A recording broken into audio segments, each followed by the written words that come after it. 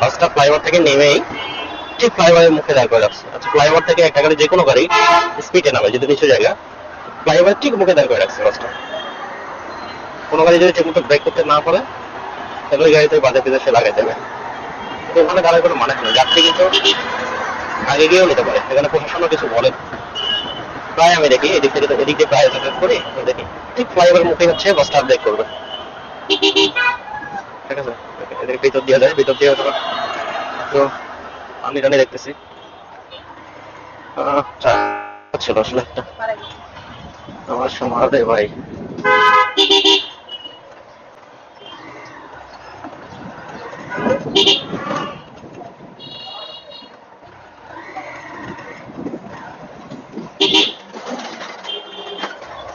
কি রে ভাই, আপনারা যদি আসেন তাহলে আমি কখন যাবো?